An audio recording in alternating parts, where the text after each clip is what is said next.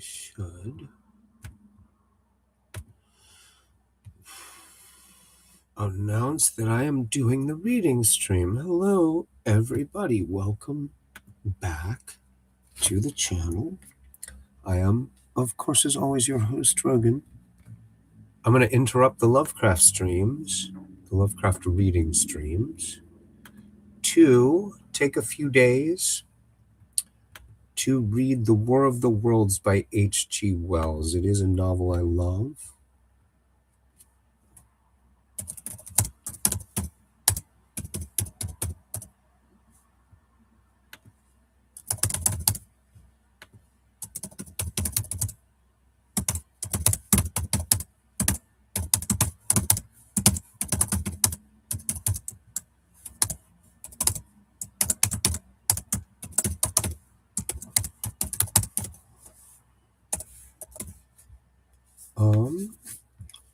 Now I, of course, have been less than consistent with the reading streams, and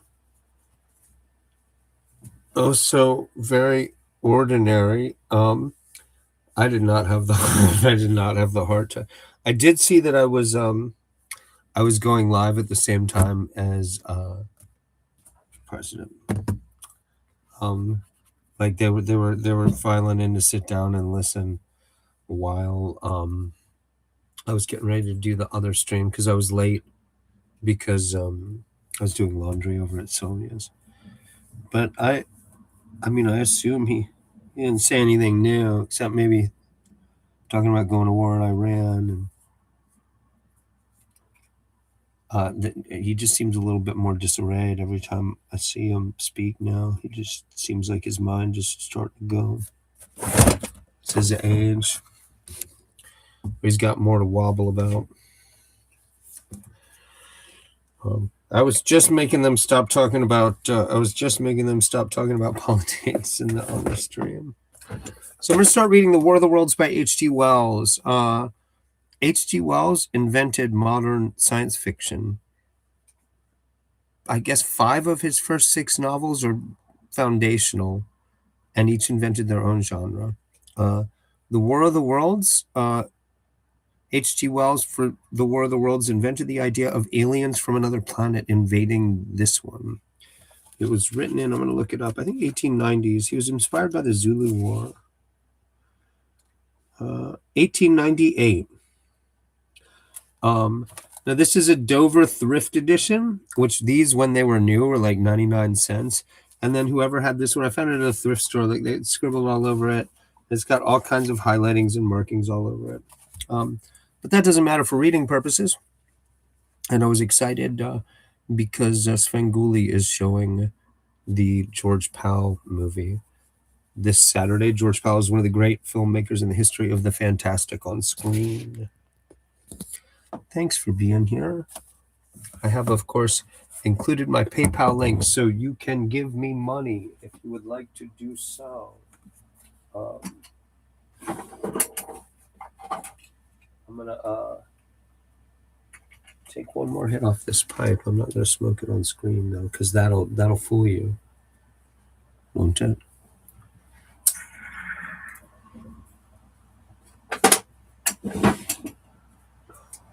And you know what? I'm gonna take some more kratom before I get going.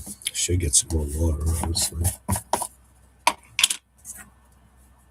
Work stoppage broke again. Oh, top chat should say live chat. There we go. I don't know if anyone else is coming in.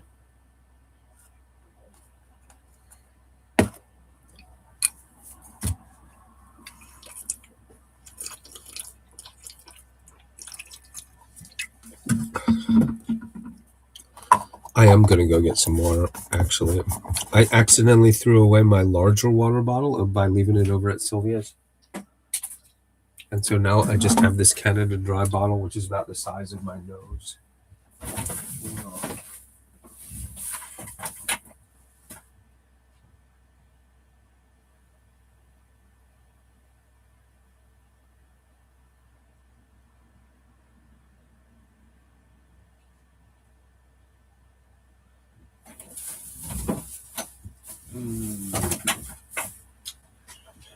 Man, I hope Dave, he's gonna be all right.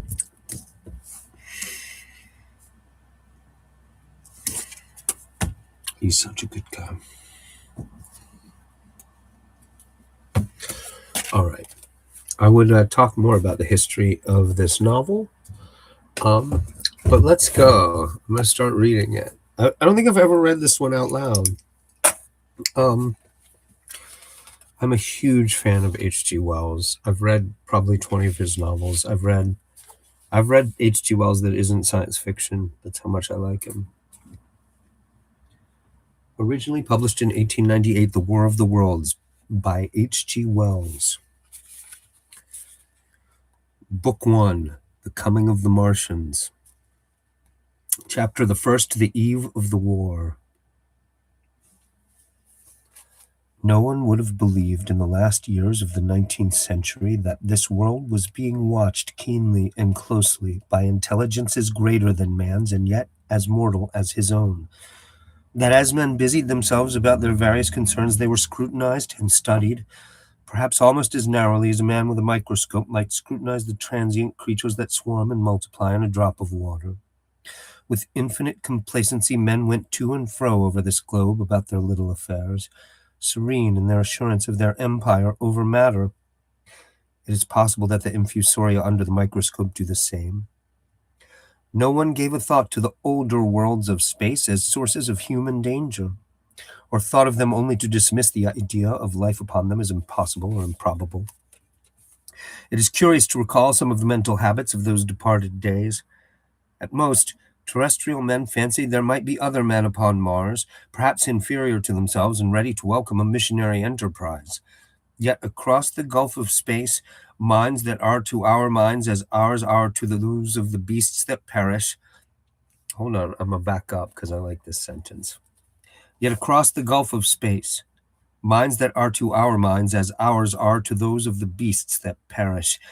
Intellects vast and cool and unsympathetic regarded this earth with envious eyes and slowly and surely drew their plans against us. And early in the 20th century came the Great Disillusionment. Okay, whoever wrote on this copy of this book wrote next to that, man thought he was all that. Yes. Well observed.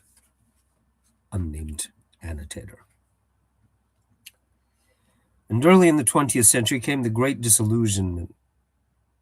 The planet Mars, I scarcely need remind the reader, revolves about the sun at a mean distance of 140 million miles, and the light and heat it receives from the sun is barely half of that received by this world. It must be, if the nebular hypothesis has any truth, older than our world, and long before this earth ceased to be, molten. Life upon its surface must have begun its course.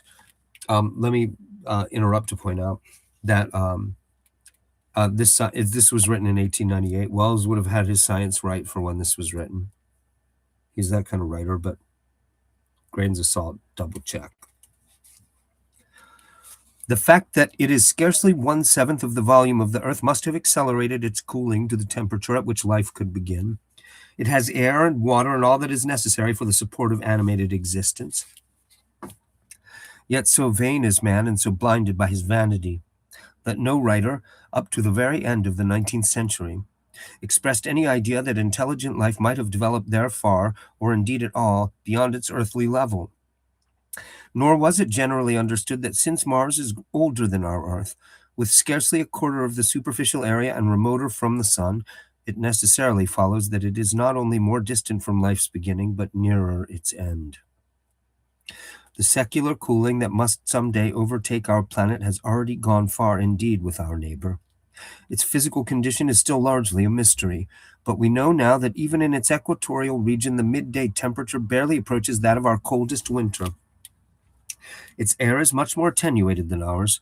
Its oceans have shrunk until they cover but a third of its surface, and as its slow seasons change, huge snowcaps gather and melt about either pole and periodically inundate its temperate zones. I don't think any of this is true, actually. That last stage of exhaustion, which to us is still incredibly remote, has become a present-day problem for the inhabitants of Mars. The immediate pressure of necessity has brightened their intellects, enlarged their powers, and hardened their hearts. And looking across space with instruments and intelligences such as we have scarcely dreamed of, they see, at its nearest distance only 35 million of miles sunward of them, a morning star of hope, our own warmer planet, green with vegetation and gray with water, with a cloudy atmosphere eloquent of fertility, with glimpses through its drifting cloud wisps of broad stretches of populous country and narrow, navy-crowded seas. And we men, the creatures who inhabit the earth, who inhabit this earth, let me back up, and we men, the creatures who inhabit this earth, must be to them at least as alien and lowly as are the monkeys and lemurs to us. Man, why you got harsh on lemurs? The intellectual side of man already admits that life is an incessant struggle for existence, and it would seem that this too is the belief of the minds upon Mars. Their world is far gone in its cooling, and this world is still crowded with life, but crowded only with what they regard as inferior animals. To carry warfare sunward is indeed their only escape from the destruction that generation after generation creeps upon them.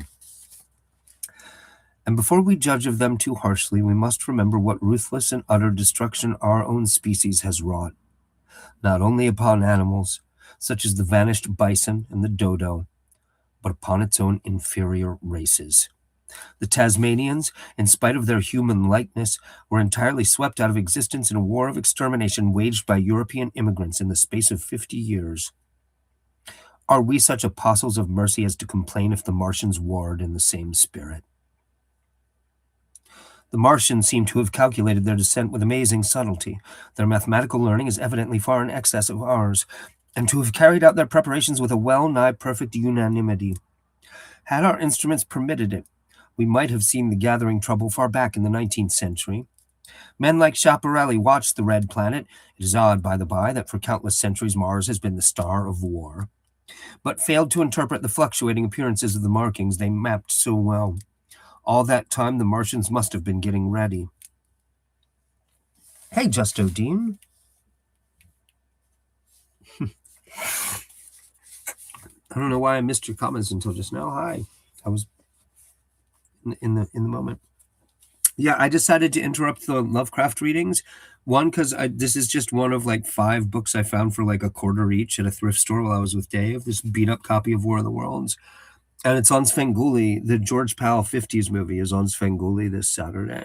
So I thought I'm going to twist Dave's arm to watch it live. And yeah, maybe I'll be able to finish this by then. It's not that long a book.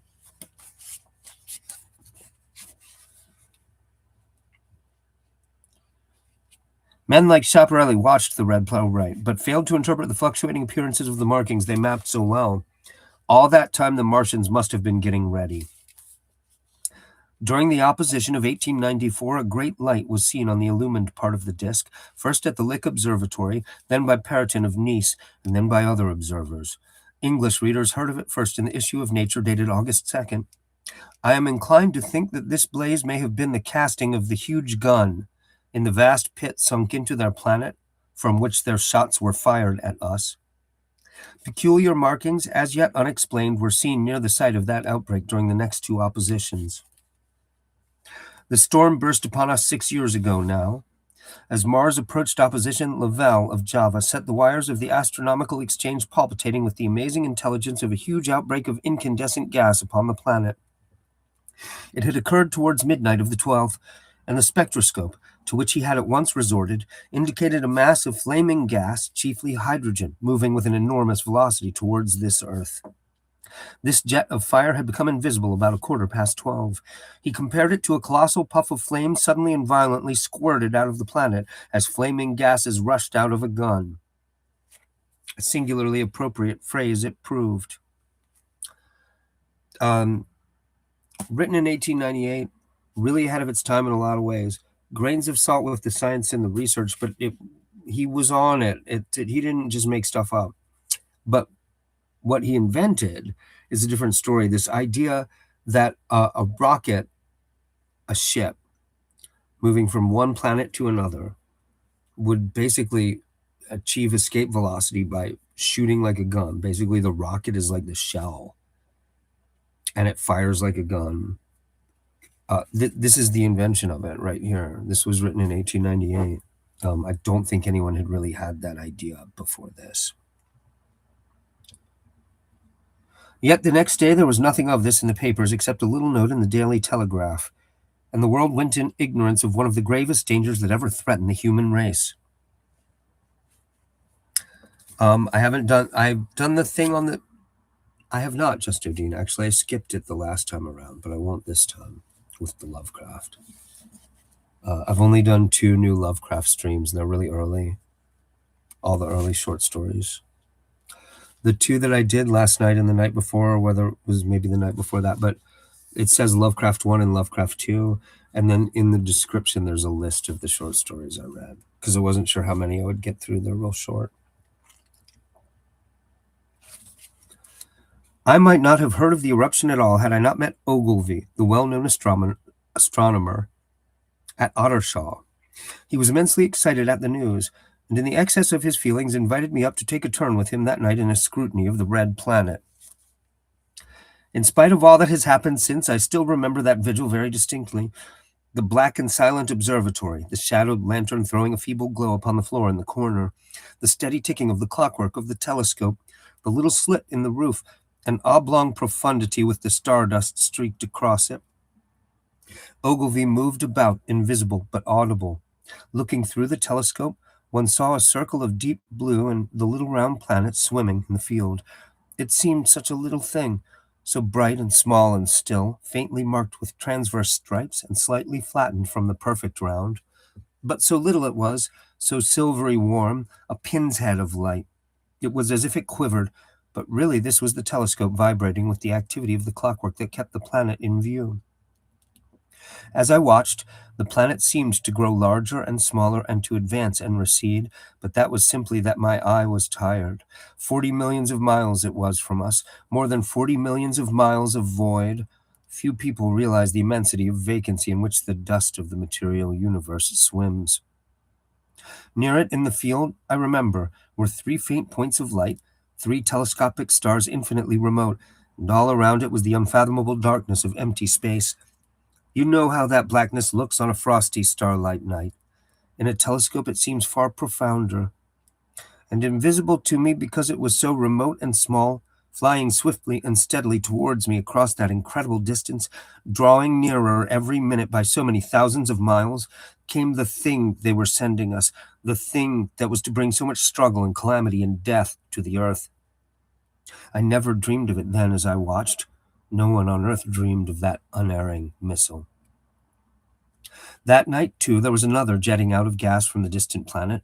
I saw it, a reddish flash at the edge, the slightest projection of the outline just as the chronometer struck midnight, and at that I told Ogilvy, and he took my place.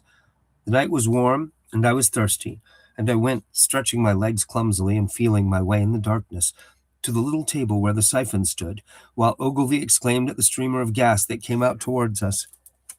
Okay, are they drinking whiskey and soda on a table next to the telescope? Yeah, man, it's Victorian England. Drink up. There's a little drinky winky, a little space telescope, drinky winky. I'm not sure some focus. Somebody pull focus. That night, another invisible missile started on its way to the Earth from Mars, just a second or so under 24 hours after the first one. I remember how I sat on the table there in the blackness, with patches of green and crimson swimming before my eyes. I wished I had a light to smoke by. They're smoking too.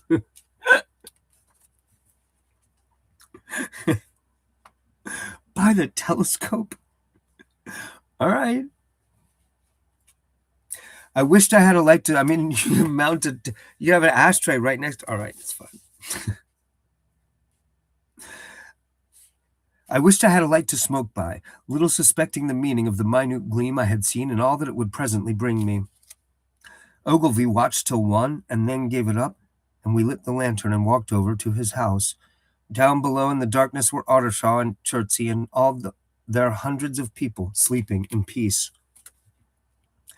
He was full of speculation that night about the condition of Mars, and scoffed at the vulgar idea of its having inhabitants who were signaling us. His idea was that meteorites might be falling in a heavy shower upon the planet, or that a huge volcanic explosion was in progress. He pointed out to me how unlikely it was that organic evolution had taken the same direction in the two adjacent planets. The chances against anything man-like on Mars are 1,000,000 to 1, he said. Hundreds of observers saw the flame that night and the night after, about midnight, and again the night after, and so for 10 nights, a flame each night. Why the shots ceased after the 10th, no one on Earth has attempted to explain. It may be the gases of the firing caused the Martians inconvenience. Dense clouds of smoke or dust, visible through a powerful telescope on Earth as little gray, fluctuating patches, spread through the clearness of the planet's atmosphere and obscured its more familiar features. Even the daily papers woke up to the disturbances at last, and popular notes appeared here, there, and everywhere concerning the volcanoes upon Mars. The serio-comic periodical Punch, I remember, made a happy use of it in the political cartoon. And, all unsuspected, those missiles the Martians had fired at us drew earthward, rushing now at a pace of many miles a second through the empty gulf of space, hour by hour and day by day, nearer and nearer. It seems to me now almost incredibly wonderful that, with that swift fate hanging over us, men could go about their petty concerns as they did. I remember how jubilant Markham was at securing a new photograph of the planet for the illustrated paper he edited in those days. People in these latter times scarcely realize the abundance and enterprise of our 19th century papers. For my own part, I was much occupied in learning to ride the bicycle. Oh my God. What year was the bicycle invented? I'm not going to stop to look it up, but that's crazy. An adult learning to ride the bicycle in 1898, that means they were a newfangled invention, right? That's what that means.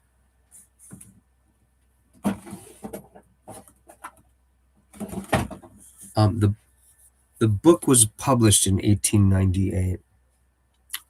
He's talking about fictional events that lead to catastrophes for all of the civilized world in the past tense, and he said specifically they happened 6 years ago.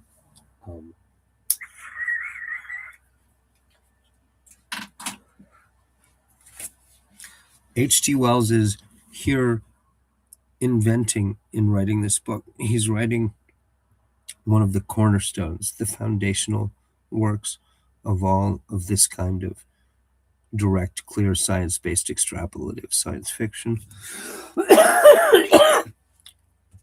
That it's about an interplanetary war, and he has had to set it 6 years ago, though he's talking about the present. This is the first time anyone had ever done anything like that.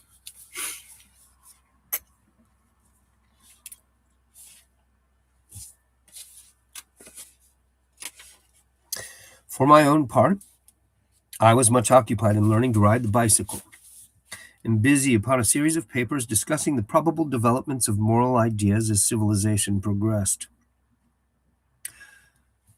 Oh, and I should say, this is a British novel, if you don't know. My accent is wrong. I may change to a British pronunciation on a word or two here and there if the British pronunciation allows the rhythm of the prose to fall, right? One night, the first missile then could scarcely have been 10 million miles away. I went for a walk with my wife.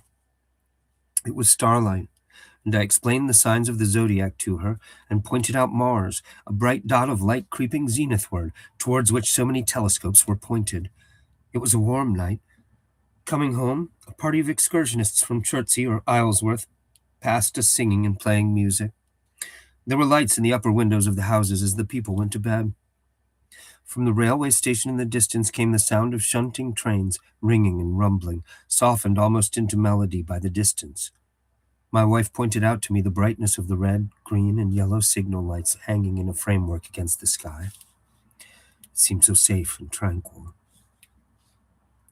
Chapter the 2nd, The Falling Star. Then came the night of the first falling star. It was seen early in the morning rushing over Winchester eastward, a line of flame high in the atmosphere. Hundreds must have seen it and taken it for an ordinary falling star, Albin described it as leaving a greenish streak behind it that glowed for some seconds. Denning, our greatest authority on meteorites, stated that the height of its first appearance was about 90 or 100 miles. It seemed to him that it fell to Earth about 100 miles east of him. I was at home at that hour and writing in my study, and although my French windows faced toward Ottershaw and the blind was up, for I loved in those days to look up at the night sky, I saw nothing of it. Yet this strangest of all things that ever came to Earth from outer space must have fallen while I was sitting there, visible to me had I only looked up as it passed. Some of those who saw its flight say it traveled with a hissing sound. I myself heard nothing of that. Many people in Berkshire, Surrey, and Middlesex must have seen the fall of it, and, at most, have thought that another meteorite had descended. No one seems to have troubled to look for the fallen mass that night. But very early in the morning, poor Ogilvy, who had seen the shooting star and who was persuaded that a meteorite lay somewhere on the common between Horsell, Ottershaw, and Woking, rose early with the idea of finding it. Find it he did, soon after dawn, and not far from the sand pits. An enormous hole had been made by the impact of the projectile, and the sand and gravel had been flung violently in every direction over the heath, forming heaps visible a mile and a half away. The heather was on fire eastward, and a thin blue smoke rose against the dawn. Hey, tinfoil hatter, you didn't miss much, as you can tell.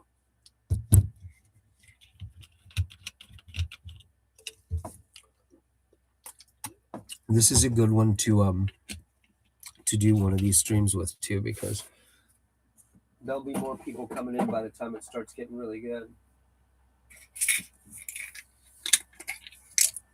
I forgot to get more Tylenol. No.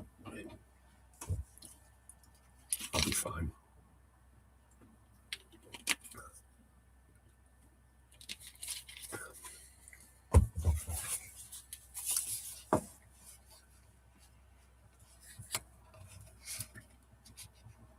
The thing itself, the heather was on fire eastward, and a thin blue smoke rose against the dawn.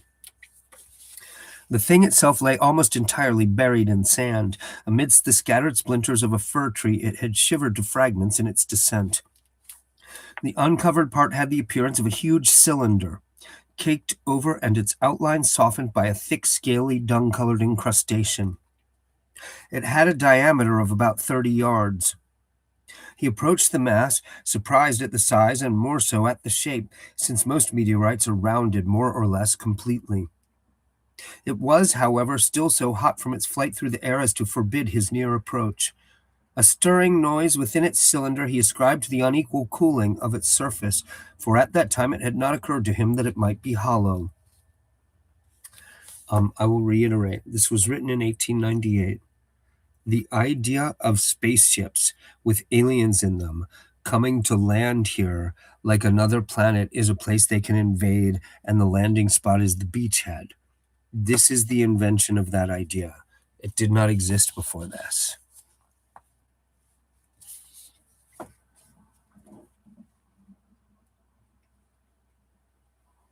Because that's how badass Wells was. This is his third novel. I think it might be his fourth. It's his fourth after The Invisible Man. It goes The Time Machine, The Island of Dr. Moreau, The Invisible Man, and then The War of the Worlds, and then The Fruit of the Gods, and then In the Days of the Comet, I think. And then When the Sleeper Wakes. I'm a little obsessed with Wells.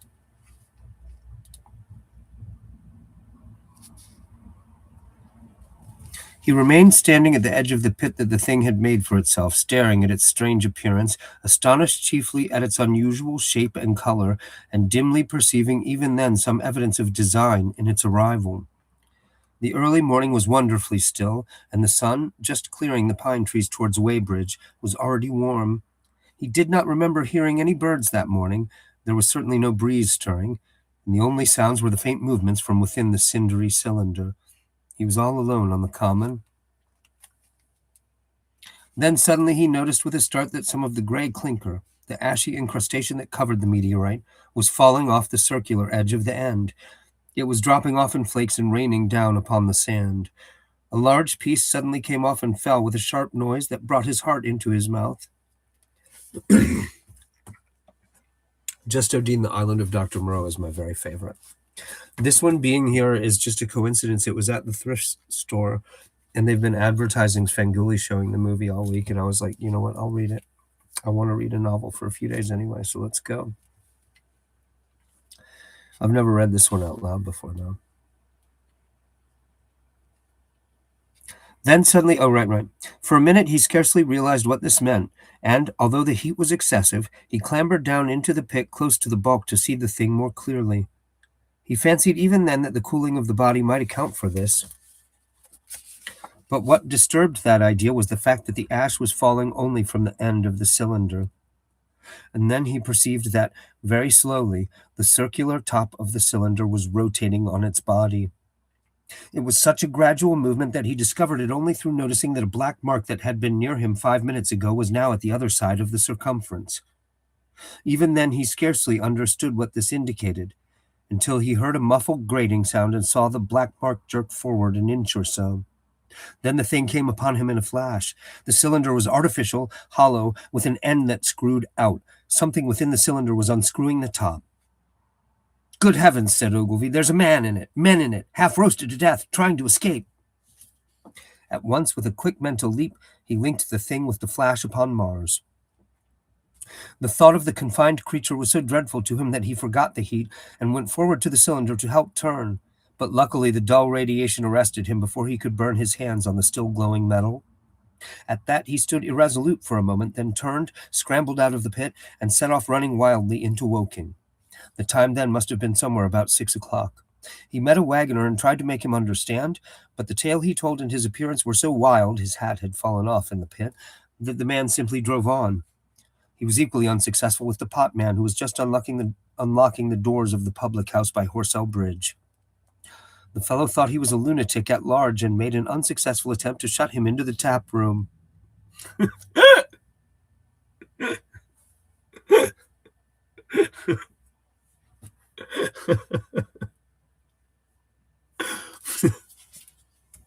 I don't think I've read this several times. I don't think I've ever noticed that joke before. The fellow thought he was a lunatic at large and made an unsuccessful attempt to shut him into the tap room. That sobered him a little, and when he saw Henderson, the London journalist, in his garden, he called over the palings and made himself understood. "Henderson," he called, "you saw that shooting star last night." "Well," said Henderson. "It's out on Horsell Common now." "Good Lord," said Henderson, "fallen meteorite. That's good." "But it's something more than a meteorite. It's a cylinder, an artificial cylinder, man. And there's something inside." Henderson stood up with his spade in his hand. "What's that?" he said. He was deaf in one ear. Ogilvy told him all that he had seen. Henderson was a minute or so taking it in. Then he dropped his spade, snatched up his jacket, and came out into the road. The two men hurried back at once to the common, and found the cylinder still lying in the same position. But now the sounds inside had ceased, and a thin circle of bright metal showed between the top and the body of the cylinder. Air was either entering or escaping at the rim with a thin, sizzling sound. They listened, rapped on the scaly, burnt metal with a stick, and, meeting with no response, they both concluded the man or men inside must be insensible or dead. Of course, the two were quite unable to do anything. They shouted consolation and promises, and went off back to the town again to get help. One can imagine them, covered with sand, excited and disordered, running up the little street in the bright sunlight just as the shop folks were taking down their shutters and people were opening their bedroom windows. Henderson went into the railway station at once, in order to telegraph the news to London. The newspaper articles had prepared men's minds for the reception of the idea. By 8 o'clock, a number of boys and unemployed men had already started for the common to see the dead men from Mars. That was the form the story took. I heard of it first from my newspaper boy about 9:15 when I went out to get my daily Chronicle. I was naturally startled, and lost no time in going out and across the Ottershaw Bridge to the sand pits. Chapter the 3rd, on Horsell Common.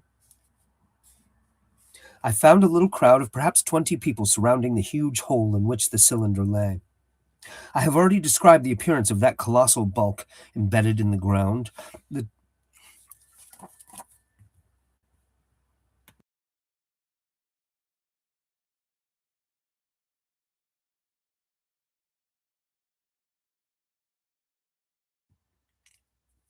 I don't know what that sounded like, but a big clump of snot went shooting up into my nose from some odd corner in a really weird way. It was like that. Whatever that noise was, it's very strange. All right. I'm sorry. Hopefully I won't have another gross moment. You know what? I'm gonna smoke while I'm taking a moment.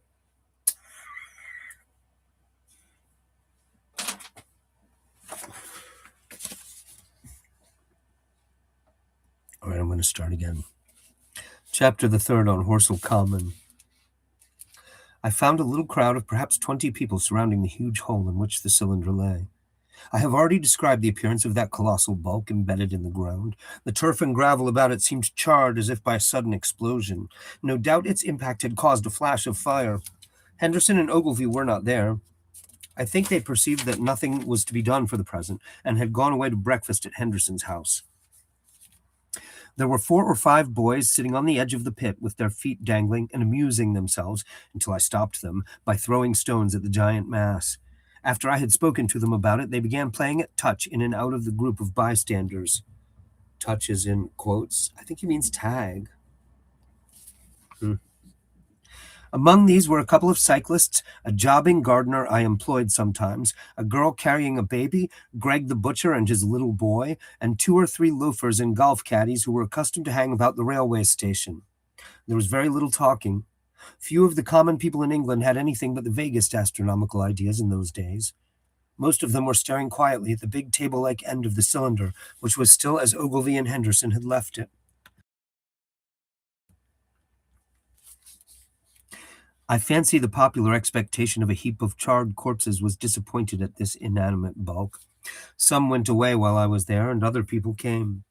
I clambered into the pit and fancied I heard a faint movement under my feet.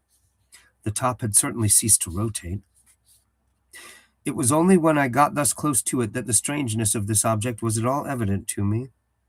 At the first glance, it was really no more exciting than an overturned carriage or a tree blown across the road. Not so much so, indeed. It looked like a rusty gas float. It required a certain amount of scientific education to perceive that the gray scale of the thing was no common oxide, that the yellowish-white metal that gleamed in the crack between the lid and the cylinder had an unfamiliar hue. Extraterrestrial had no meaning for most of the onlookers. At that time, it was quite clear in my own mind that the thing had come from the planet Mars, but I judged it improbable that it contained any living creature. I thought the unscrewing might be automatic. In spite of Ogilvy, I still believed that there were men in Mars. My mind ran fancifully on the possibilities of its containing manuscript, on the difficulties in translation that might arise, whether we should find coins and models in it, and so forth. Yet it was a little too large for assurance on this idea. I felt an impatience to see it opened. About 11, as nothing seemed happening, I walked back, full of such thought, to my home in Maybury. But I found it difficult to get to work upon my abstract investigations. Cheese and toast. Hey. Oh, I'm sure the book is better than the new one. Cheese and toast. This is as good a time to interrupt for a second as any to point out. H.G. Wells was one of the inventors of modern science fiction, that is, extrapolation, science-based social satire. He was inspired by the War of the Zulus. This was written in 1898. This book invented the idea that a spaceship, a boat from another planet, could come here with guys in it and land like a beachhead to invade the planet. He was really writing about what Europe did to Africa and other parts of the world. Particularly the Zulu War inspired him.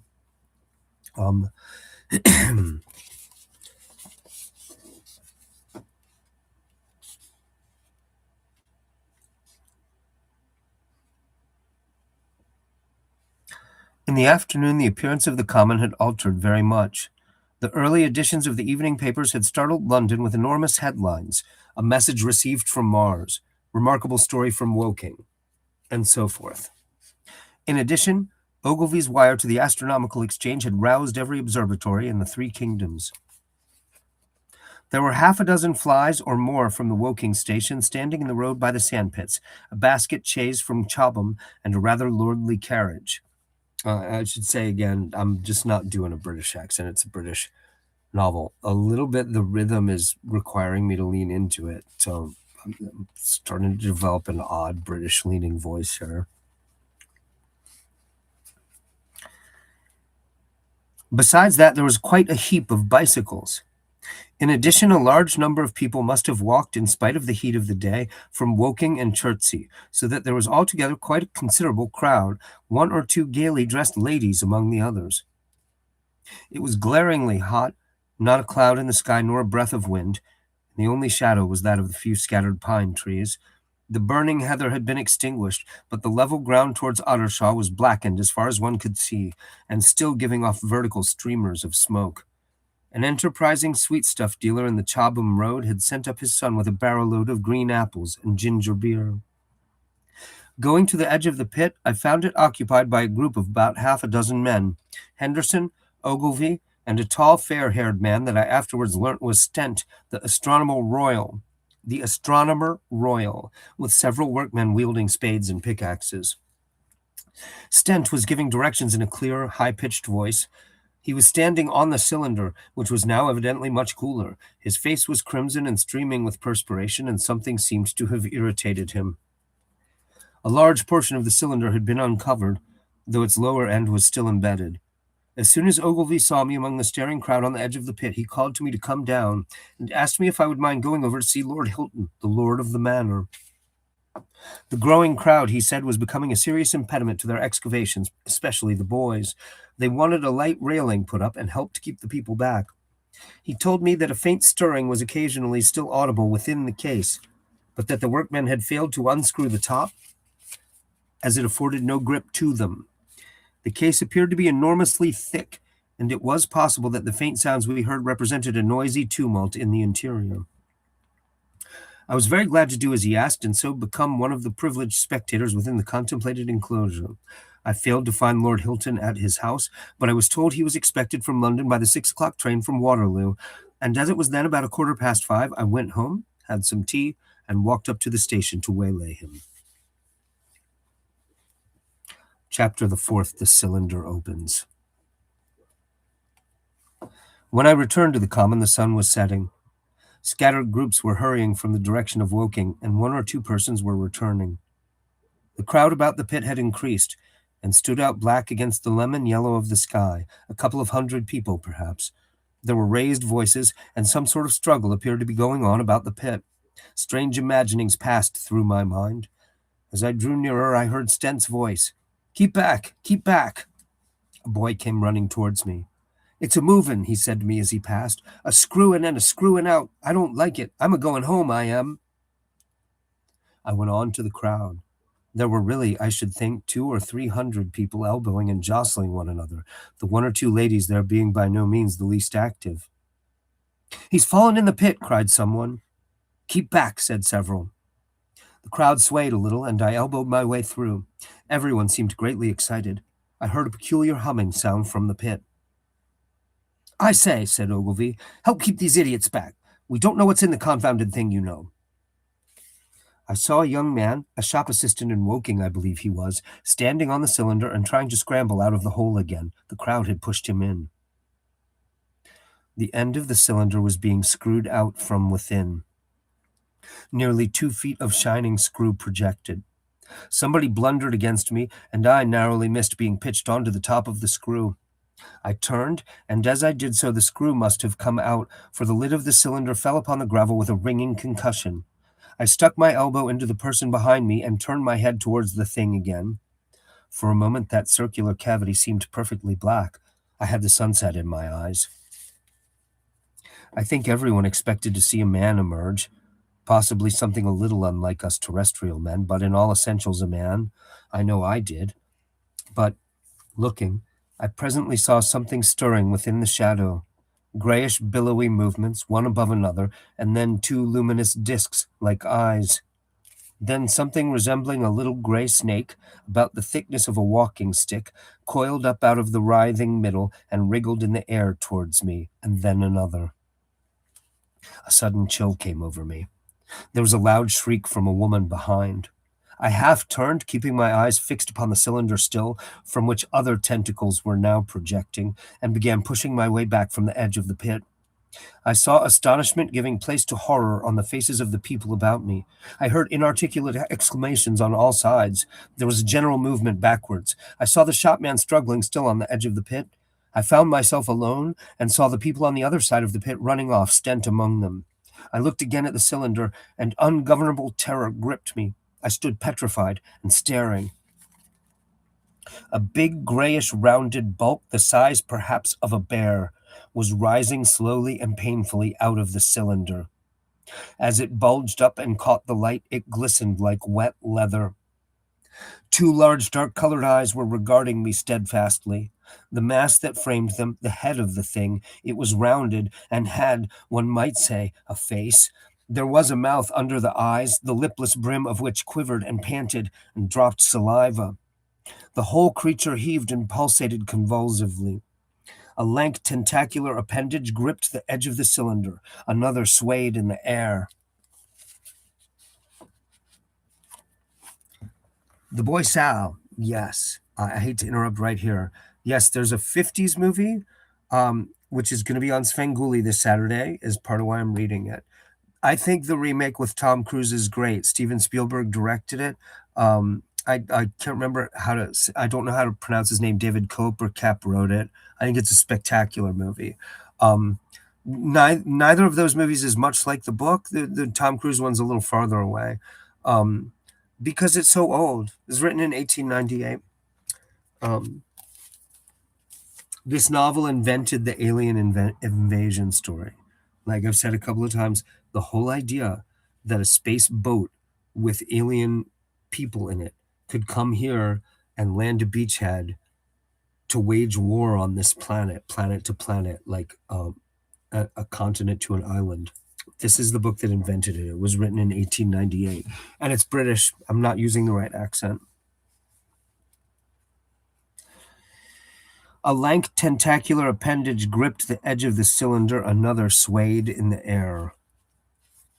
Those who have never seen a living Martian can scarcely imagine the strange horror of its appearance.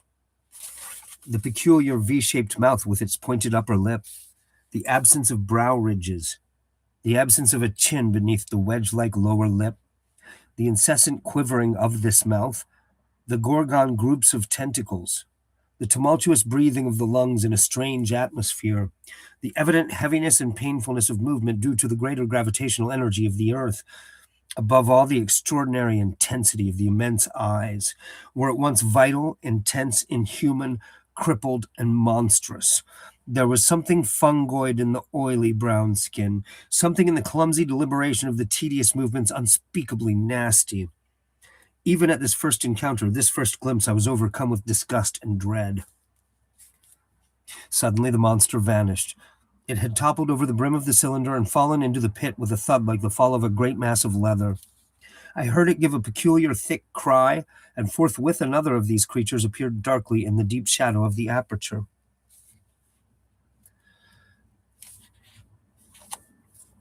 The Boy Sal, the direct inspiration for some of the weapons that Wells invented for the aliens from Mars, was the first use of the Gatling gun against Zulu warriors in Africa.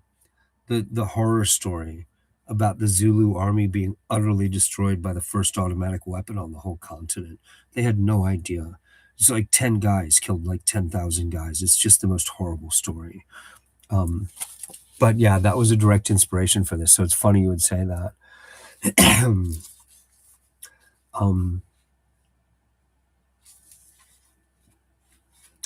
Wells is pretty closely concerned with tactics and armaments. As the story develops, it will not hurt your understanding at all that it was written in 1898, because he'll explain what we've got going into this war, which is not enough. Like, that's the point. As humanity, we are outgunned in the story.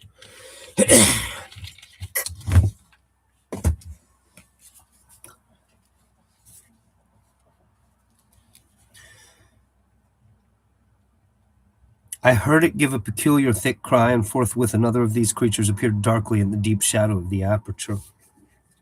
I turned and, running madly, made for the first group of trees, perhaps 100 yards away, but I ran slantingly and stumbling, for I could not avert my face from these things.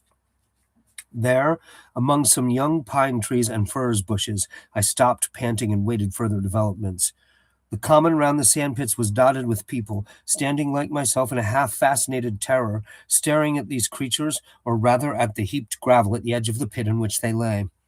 And then, with a renewed horror, I saw a round black object bobbing up and down on the edge of the pit. It was the head of the shopman who had fallen in, but showing as a little black object against the hot western sky. Now he got his shoulder and knee up, and again he seemed to slip back until only his head was visible. Suddenly he vanished, and I could have fancied a faint shriek had reached me. I had a momentary impulse to go back and help him that my fears overruled. Everything was then quite invisible, hidden by the deep pit and the heap of sand that the fall of the cylinder had made. Anyone coming along the road from Chobham or Woking would have been amazed at the sight. A dwindling multitude of perhaps 100 people or more standing in a great irregular circle, in ditches, behind bushes, behind gates and hedges, saying little to one another, and that in short, excited shouts, and staring hard at a few heaps of sand. The barrow of ginger beer stood, a queer derelict, black against the burning sky, and in the sandpits was a row of deserted vehicles with their horses feeding out of the nose bags or pawing the ground. Chapter the 5th, The Heat Ray.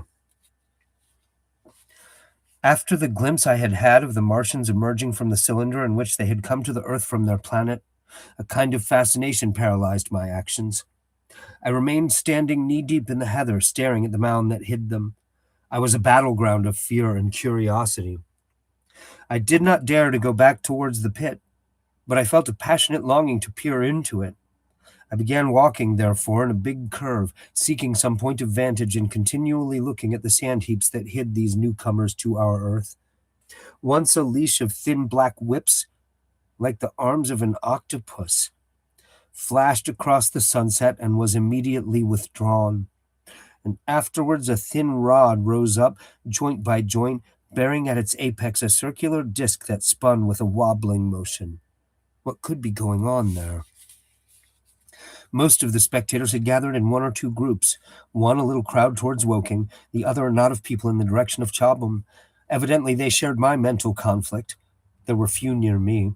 One man I approached. He was, I perceived, a neighbor of mine, though I did not know his name, and accosted, but it was scarcely a time for articulate conversation. "What ugly brutes," he said. "Good God, what ugly brutes." He repeated this over and over again. "Did you see a man in the pit?" I said, but he made no answer to that. We became silent and stood watching for a time side by side, deriving, I fancy, a certain comfort in one another's company. Then I shifted my position to a little knoll that gave me the advantage of a yard or more of elevation, and when I looked for him presently, he was walking towards Woking. The sunset faded to twilight before anything further happened. The crowd far away on the left towards Woking seemed to grow, and I heard now a faint murmur from it. The little knot of people towards Chobham dispersed. There was scarcely an intimation of movement from the pit. It was this, as much as anything, that gave people courage, and I suppose the new arrivals from Woking also helped to restore confidence. At any rate, as the dusk came on, a slow, intermittent movement upon the sandpits began, a movement that seemed to gather force as the stillness of the evening about the cylinder remained unbroken. Vertical black figures in twos and threes would advance, stop, watch, and advance again, spreading out as they did so in a thin, irregular crescent that promised to enclose the pit in its attenuated horns. I, too, on my side, began to move towards the pit. Then I saw some cabmen and others had walked boldly into the sandpits, and heard the clatter of hoofs and the gride of wheels.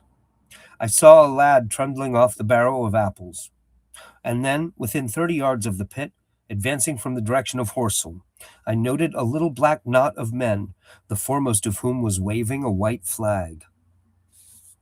This was the deputation. There had been a hasty consultation, and since the Martians were evidently, in spite of their repulsive forms, intelligent creatures, it had been resolved to show them, by approaching them with signals, that we too were intelligent. Flutter, flutter went the flag, first to the right, then to the left. It was too far for me to recognize any one there, but afterwards I learned that Ogilvy, Stent, and Henderson were with others in this attempt at communication.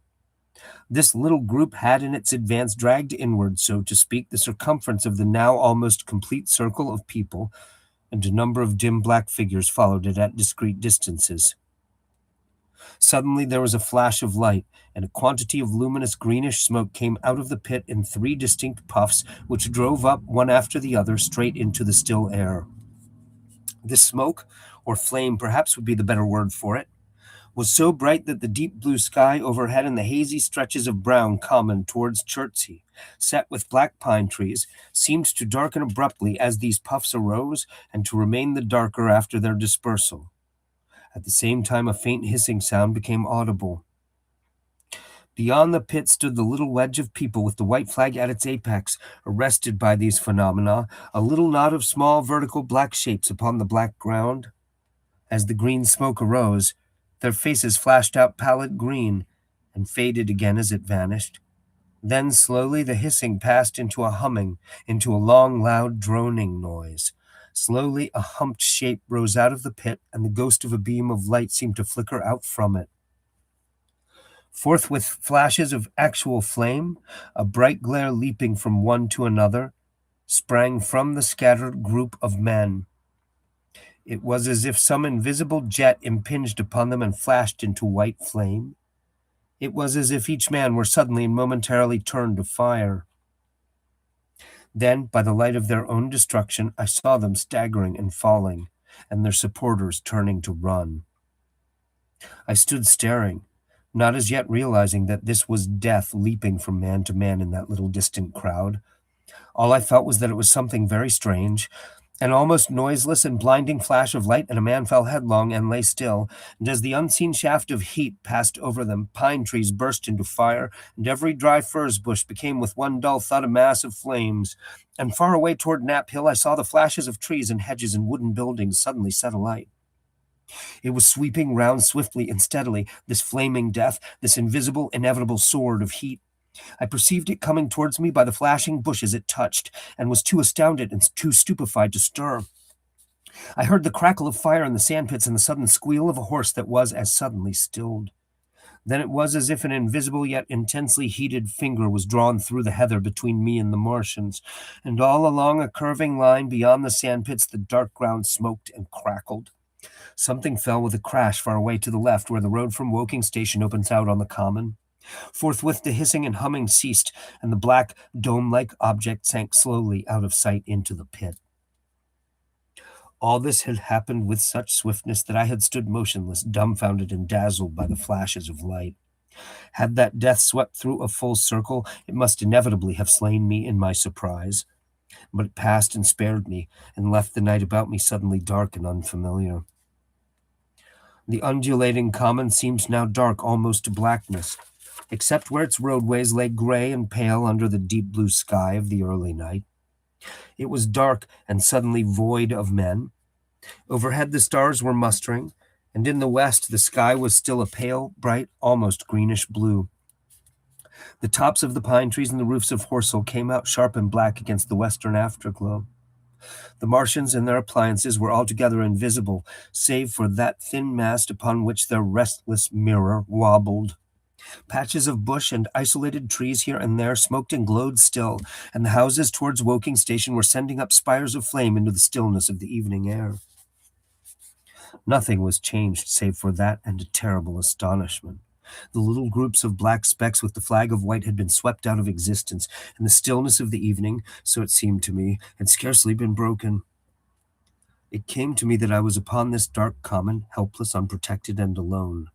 Suddenly, like a thing falling upon me from without, came fear. With an effort I turned and began a stumbling run through the heather. The fear I felt was no rational fear, but a panic terror not only of the Martians, but of the dusk and stillness all about me. Such an extraordinary effect in unmanning me it had that I ran weeping silently, as a child might do. Once I had turned, I did not dare to look back.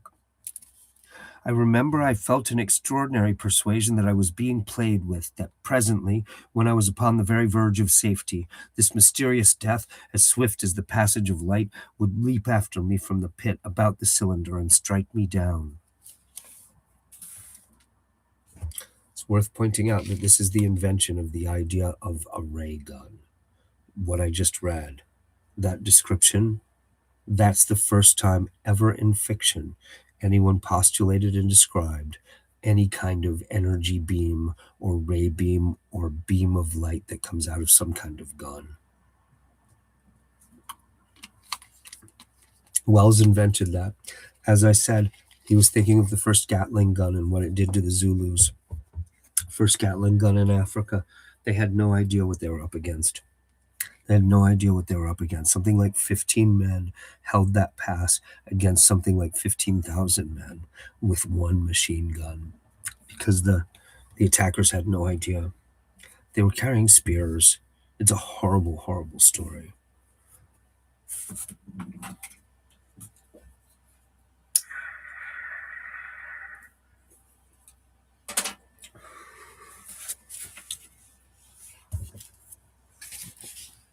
Chapter the 6th, The Heat Ray and the Chobham Road.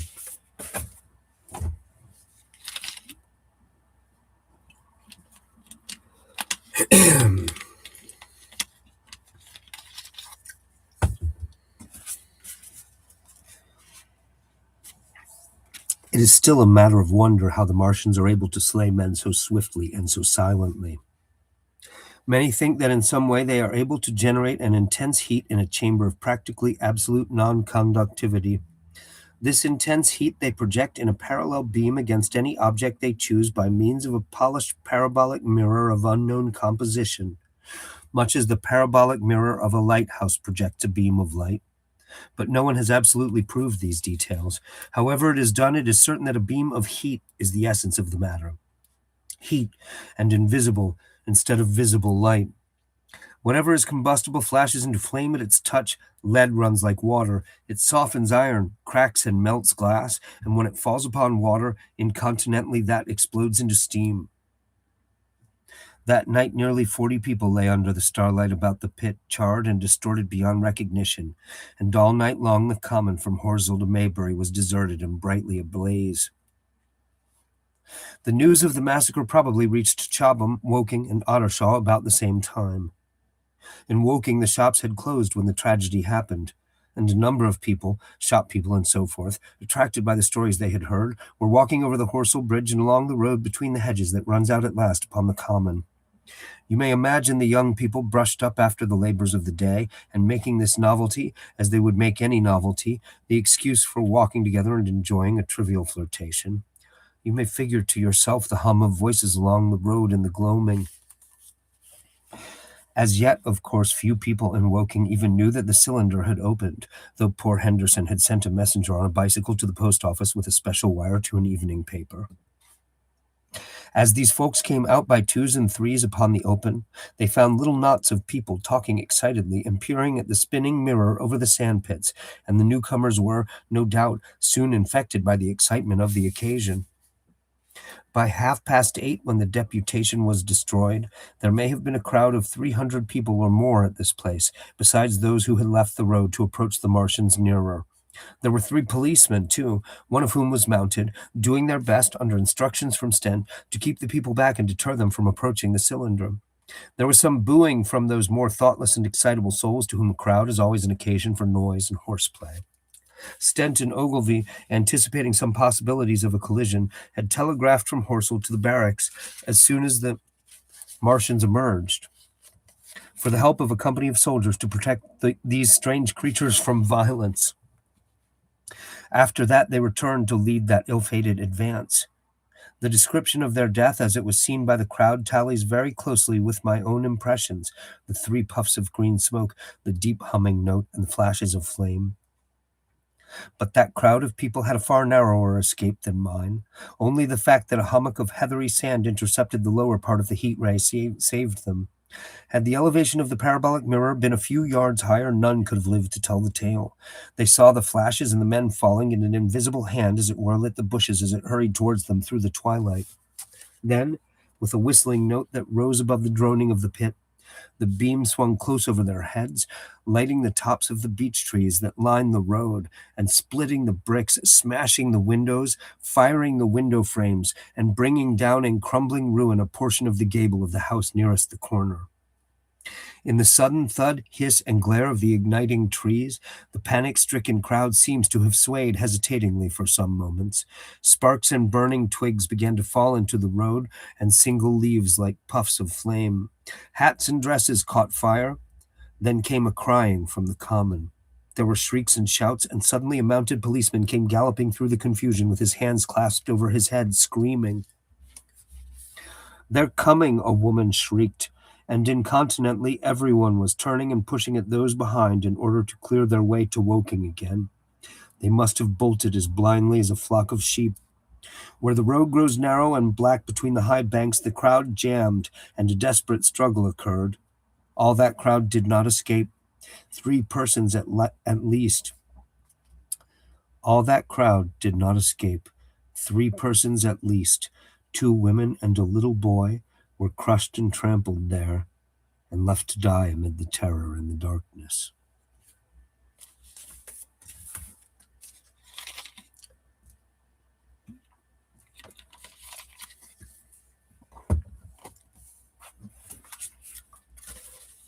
Chapter the 7th, How I Reached Home. For my own part, I remember nothing of my flight except the stress of blundering against trees and stumbling through the heather. All about me gathered the invisible terrors of the Martians. That pitiless sword of heat seemed whirling to and fro, flourishing overhead before it descended and smote me out of life. I came into the road between the crossroads and Horsell and ran along this to the crossroads. At last I could go no further. I was exhausted with the violence of my emotion and of my flight, and I staggered and fell by the wayside. That was near the bridge that crosses the canal by the gasworks. I fell and lay still. It's worth pointing out, reading it out loud, you notice pretty clearly that he's walked around. Like, these are real places. Like, these are real neighborhoods, real towns, real roads, real hills. It seems like he was standing there taking notes. I don't think Wells was a vet, but he sure understands tactics like he was. Yes, it's my glasses and your white pie whacket. Do you want to say hello?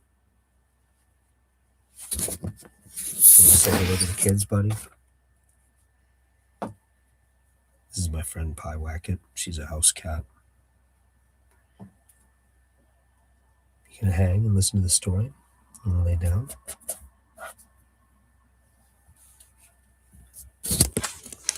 Pardon me for the thumping and bumping.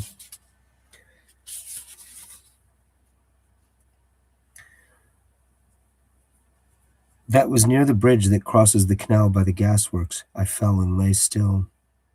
I must have remained there some time.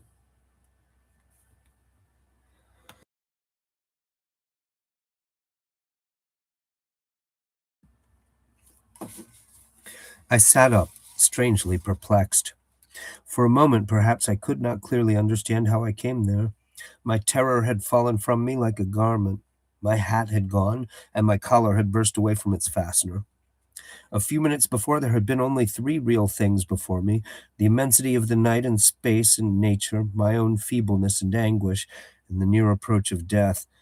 Now it was as if something turned over, and the point of view altered abruptly. There was no sensible transition from one state of mind to the other. I was immediately the self of every day again, a decent, ordinary citizen. The silent common, the impulse of my flight, the starting flames, were as if they had been in a dream. I asked myself, had these latter things indeed happened? I could not credit it.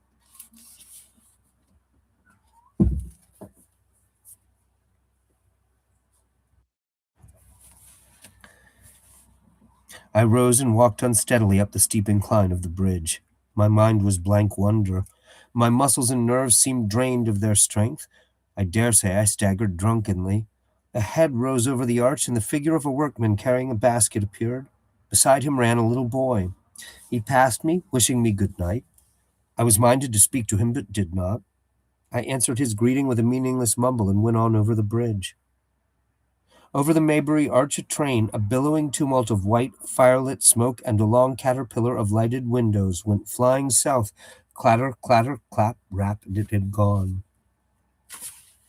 A dim group of people talked in the gate of one of the houses in the pretty little row of gables that was called Oriental Terrace. It was all so real and so familiar. And that behind me.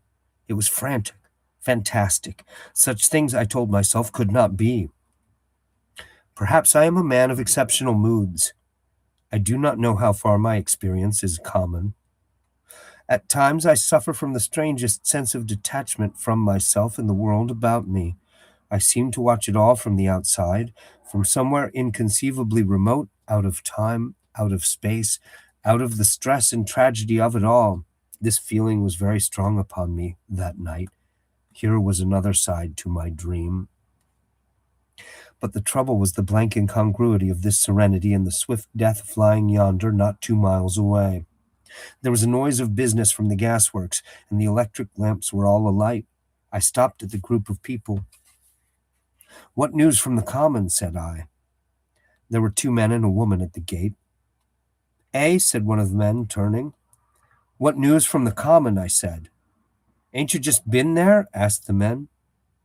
"People seem fair silly about the common," said the woman over the gate. "What's it all about?" "Haven't you heard of the men from Mars?" said I. "The creatures from Mars?" "Quite enough," said the woman over the gate. "Thanks," and all 3 of them laughed. I felt foolish and angry. I tried and found I could not tell them what I had seen. Wells has a really close understanding of combat trauma. Not sure where he picked it entirely up, but it runs through this whole book. That and the horror of disaster hitting urban areas, what that damage does to people on the fly in the moment, staggering around in the wreckage. Does the book have the big spider robots? Yes, very famously. They're called tripods. They have 3 main legs and tentacles, but yes. Look up the original magazine illustrations for the Victorian original 1898 publication. They looked really cool even then.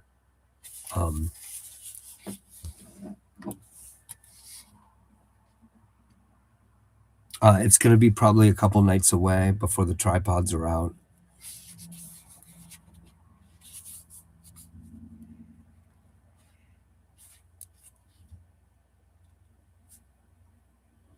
I felt foolish and angry. I tried and found I could not tell them what I had seen. They laughed again at my broken sentences. "You'll hear more yet," I said, and went on to my home. I startled my wife at the doorway, so haggard was I. I went into the dining room, sat down, drank some wine, and so soon as I could collect myself sufficiently, I told her the things I had seen. The dinner, which was a cold one, had already been served and remained neglected on the table while I told my story. "There is one thing," I said, to allay the fears I had aroused. "They are the most sluggish things I ever saw crawl. They may keep the pit and kill people who come near them, but they cannot get out of it. But the horror of them." "Don't, dear," said my wife, knitting her brows and putting her hand on mine. "Poor Ogilvy," I said. "To think he may be lying dead there." My wife at least did not find my experience incredible. When I saw how deadly white her face was, I ceased abruptly.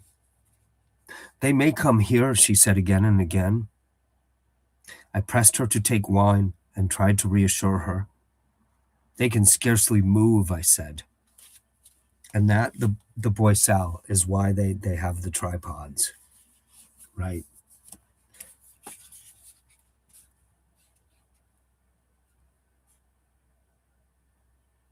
I began to comfort her and myself by repeating all that Ogilvy had told me of the impossibility of the Martians establishing themselves on the Earth. In particular, I laid stress on the gravitational difficulty. On the surface of the Earth, the force of gravity is 3 times what it is on the surface of Mars. A Martian, therefore, would weigh 3 times more than on Mars, albeit his muscular strength would be the same. His own body would be a cope of lead to him. That, indeed, was the general opinion. Both the Times and the Daily Telegraph, for instance, insisted on it the next morning, and both overlooked, just as I did, 2 obvious modifying influences. The atmosphere of the Earth, we now know, contains far more oxygen or far less argon, whichever way one likes to put it, than does Mars. The invigorating influences of this excess of oxygen upon the Martians indisputably did much to counterbalance the increased weight of their bodies. And, in the second place, we all overlooked the fact that such mechanical intelligence as the Martians possessed was quite able to dispense with muscular exertion at a pinch. But I did not consider these points at the time, and so my reasoning was dead against the chances of the invaders. With wine and food, the confidence of my own table, and the necessity of reassuring my wife, I grew by insensible degrees courageous and secure. They have done a foolish thing, said I, fingering my wine glass. They are dangerous because no doubt they are mad with terror. Perhaps they expected to find no living things, certainly no intelligent living things. A shell in the pit, said I, if the worst comes to the worst, will kill them all. The intense excitement of the events had no doubt left my perceptive powers in a state of erethism. Well, I don't know that word. erethism. I remember that dinner table with extraordinary vividness even now. My dear wife's sweet, anxious face peering at me from under the pink lampshade. The white cloth with its silver and glass table furniture, for in those days even philosophical writers had many little luxuries. The crimson-purple wine in my glass are photographically distinct. At the end of it I sat, tempering nuts with a cigarette, regretting Ogilvy's rashness and denouncing the short-sighted timidity of the Martians. So some respectable dodo in the Mauritius might have lorded it in his nest, and discussed the arrival of that ship full of pitiless sailors in want of animal food.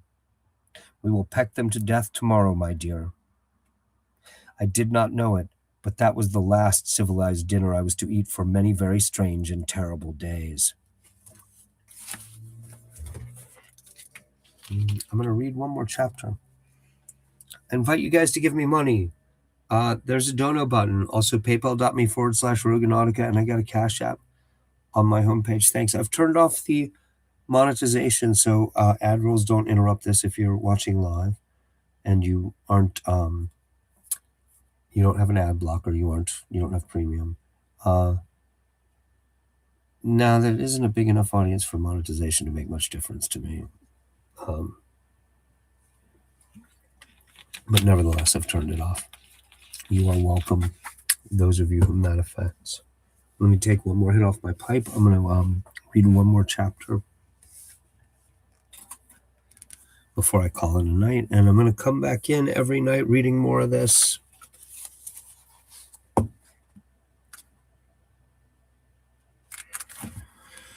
Yeah, one more chapter.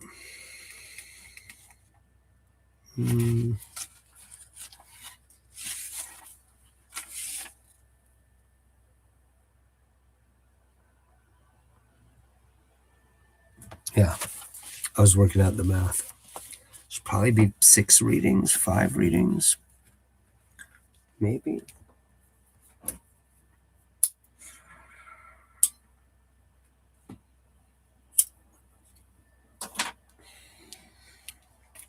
Not a particularly long novel. Chapter the 8th, Friday night. The most extraordinary thing to my mind of all the strange and wonderful things that happened upon that Friday was the dovetailing of the commonplace habits of our social order with the first beginnings of the series of events that was to topple that social order headlong.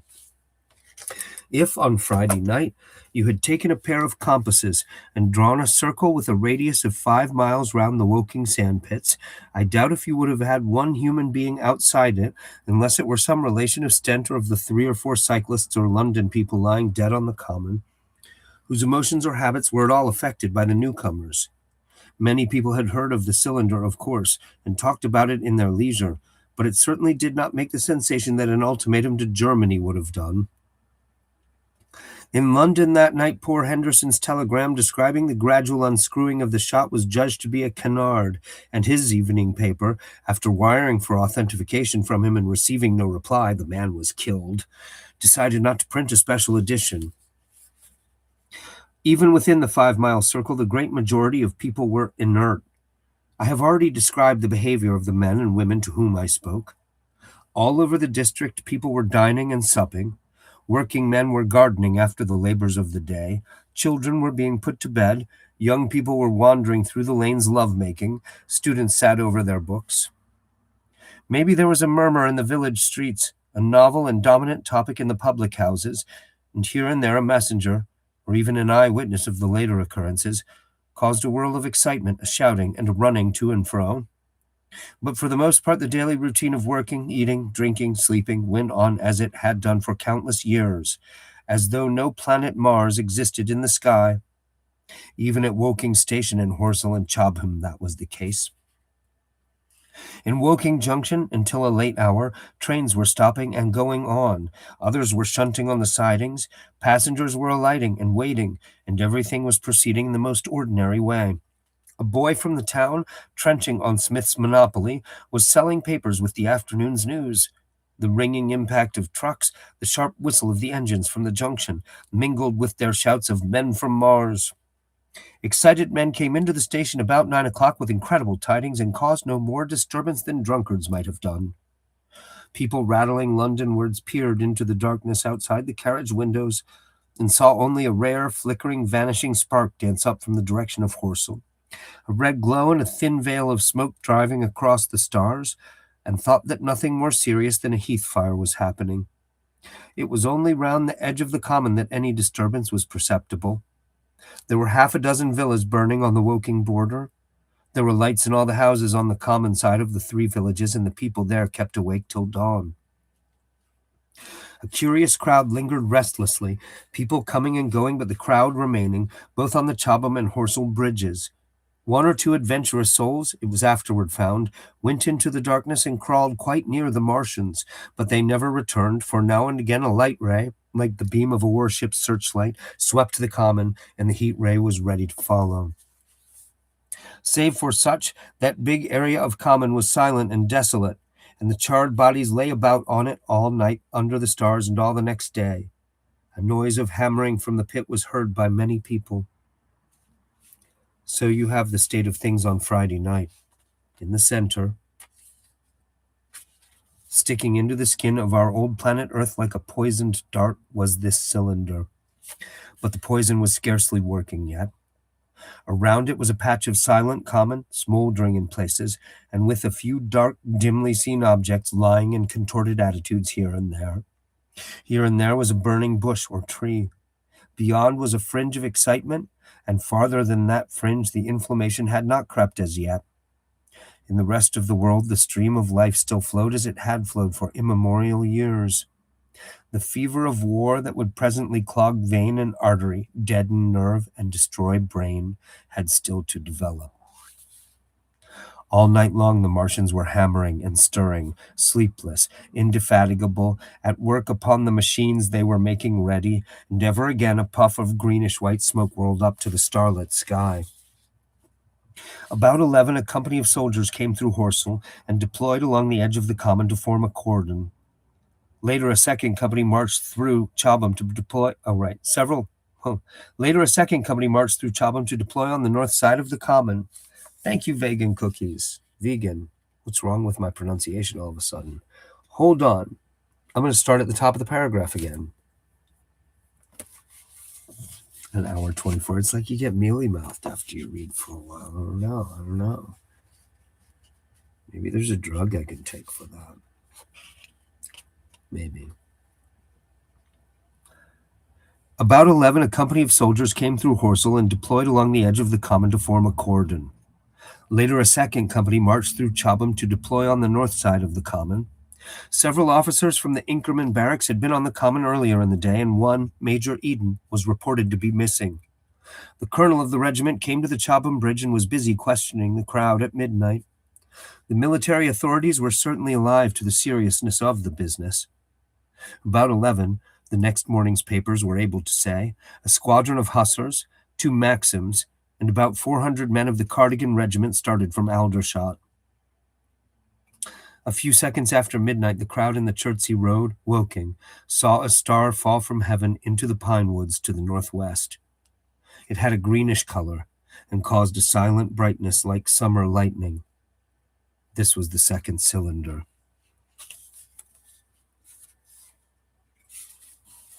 I think I may have to read another chapter. Maybe I should let it go. Yeah, this is a better place to stop. The next chapter is called The Fighting Begins. This book's really good. I've read it several times. It's not my favorite H.G. Wells novel from this stretch, but the sheer invention, Wells, it should be observed, invented modern science fiction in writing a short novel called The Time Machine. And it's often observed that Wells seems to have had one that is a time machine himself because of the things he came up with. For this novel, Wells invented the idea of belligerent aliens making a military assault on the entire planet as would an invading navy attack an island or a continent. Nobody had ever theorized such a thing before. The idea of spaceships traveling from one planet to another by way of being fired towards it like a giant shell from a giant gun is basically the birth of rocket science, invented again in what I just read in the last hour. The idea of the heat ray is invented here. He mentions a light ray also. Now, there were such things as lighthouses and parabolic mirrors focusing light. So the idea of a spotlight ranging across the landscape is a little less radical than some of this other stuff. Like I said, he was closely inspired by the war with the Zulus. Maybe I can scare up a good description of that battle for another stream before we finish with War of the Worlds. I'm going to read this for probably the next, I think, about 5 nights, I think is what I was looking at. Let me see. Of course, I read live so that we can interact. So you guys are always welcome to chat. I'm likely to try not to get distracted by chat unless it's directly relevant to what I'm reading in a reading stream, though. 26 pages, huh? Yeah. I think it's going to be 6 readings. Depends on how excited and carried away I get by later ones. I think I might eat something and then come right back and do some more streaming in the other format on the phone, since I shorted you guys earlier and I've been a little spotty the last few nights. But I'm gonna come out of here. I will see you in the next one. I am aiming for reading from about 10 my time, 11 East Coast time, 8 Pacific. And I'll read War of the Worlds every night until it's done. Thanks a lot, guys. Thank you so much.